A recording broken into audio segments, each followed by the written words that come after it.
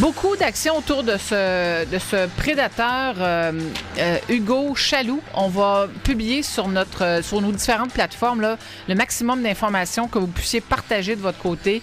C'est une grosse histoire, cette affaire-là. Le gars, là, comme José Ninon nous l'écrit, j'espère qu'on va pogner ce gars-là. C'est un récidiviste, c'est clair. Alors, en espérant qu'il y ait des développements rapidement dans ce dossier pour éviter qu'il continue de faire des victimes.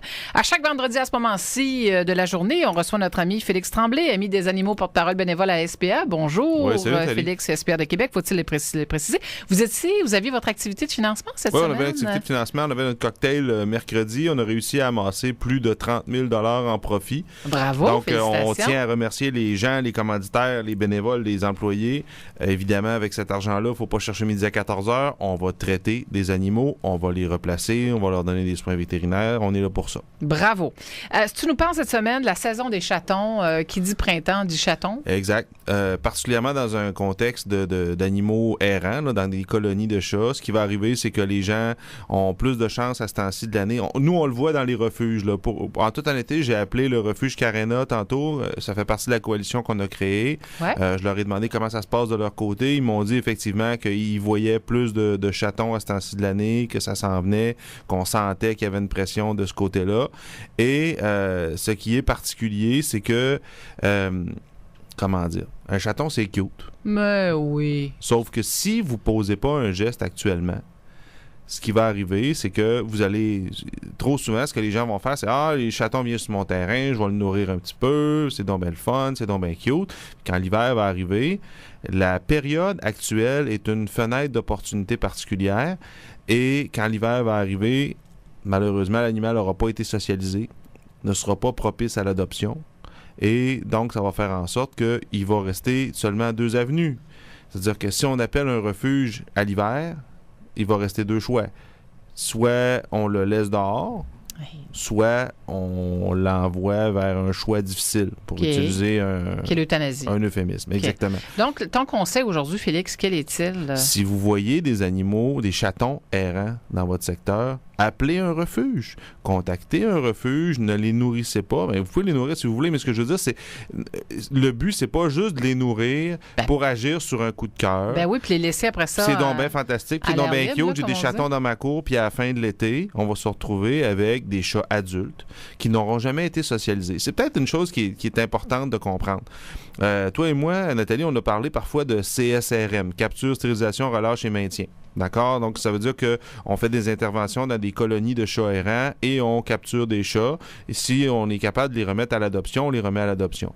Généralement, là, quand on remet ces animaux-là à l'adoption, ce sont des animaux qui sont jeunes. Et quand les animaux sont jeunes, je veux dire en bas d'un an, parfois en bas de 6 mois, ça veut dire qu'ils sont assez malléables, que même s'ils n'ont pas connu la vie domestique, ils sont capables de s'intégrer dans une vie domestique et ils vont devenir, je pense que le terme serait affectueux, ils vont devenir affectueux avec les humains. Ben oui.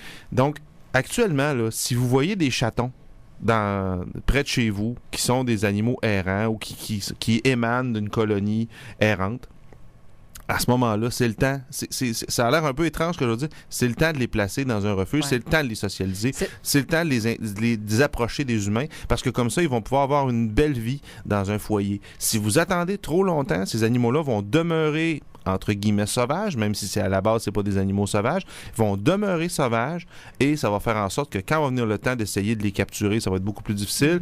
Et une fois qu'on les aura capturés, on va avoir des décisions difficiles à prendre. C'est le temps de poser une bonne action, comme on dit. Est-ce que tu sais, Félix, si à la Ville de Québec, par exemple, il y a des gens des emplois de la Ville qui font le tour, parce qu'on en a, là, on estime juste à Québec, il y aurait 30 000 chats errants.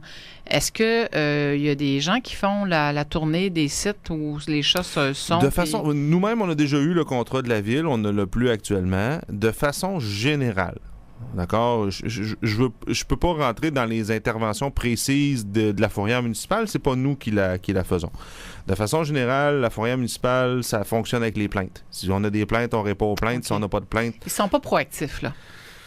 Écoutez, moi, je veux pas... tu peux pas dire ça, mais je veux pas jeter la mettons... pierre à personne, parce qu'on tente, je vous l'ai déjà dit, on tente de récupérer le contrat municipal. Mais c'est la nature humaine, on éteint des feux en bon français, là, on attend d'avoir des plaintes, puis on va chercher des interventions en conséquence. Moi, je vous dirais, un des gros avantages, en fait, je te dirais, je pense qu'on se tutoie, Nathalie? Oui, bien sûr. Un des gros avantages que j'ai vu de la coalition qu'on a créée, c'est des interventions avec des gens qui sont sur le terrain, en bon français, à tous les jours, qui me disaient, je vais prendre un exemple clair, il y a des boisés autour de l'Université Laval.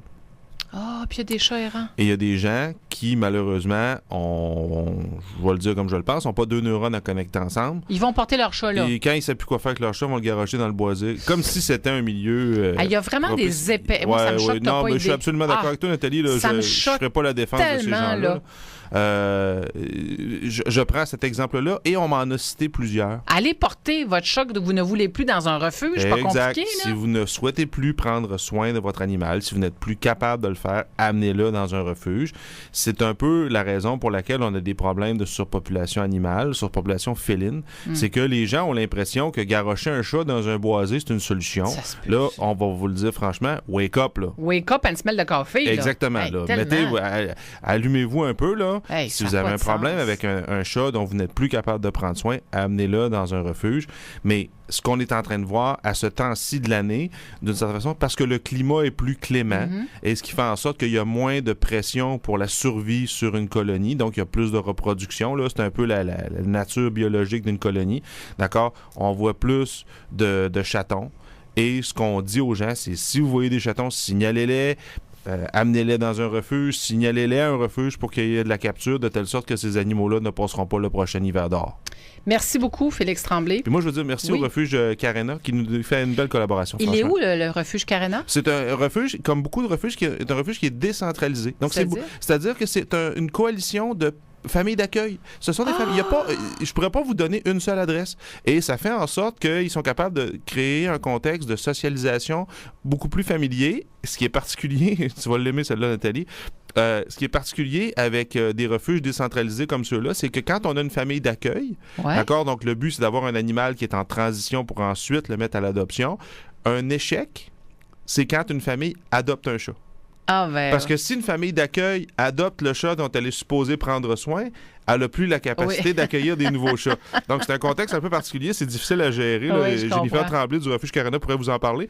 Mais ce qui est particulier, c'est que si une famille d'accueil décide de garder l'animal dont elle est supposée prendre soin, c'est considéré comme un échec. C'est parce qu'elle s'est trop attachée au chat en question. Merci beaucoup, Félix. On se reparle le vendredi prochain. On le rappelle, c'est porte-parole bénévole du côté de la SPA de Québec. SPA de Québec qui a toujours besoin de dons, faut-il le rappeler? On a toujours besoin de dons, on a toujours besoin de gens qui viennent promener des animaux, on a toujours besoin de l'appui du public.